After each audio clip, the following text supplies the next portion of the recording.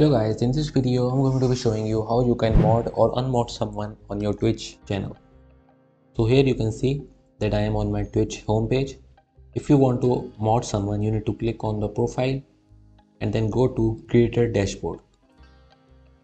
So this will take you up to creator dashboard, and then you need to click on the community and then hit roles manager. And this is where you can add a role or add a mod to your account. So here you need to search for the username that you want to add as a mod.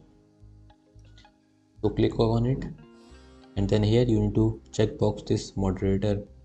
So after that you need to click on save, and boom, you have added Umair as a moderator.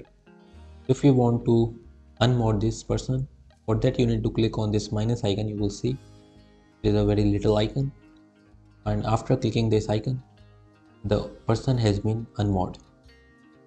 So there is no method to unmod yourself, but you can unmod or mod other people.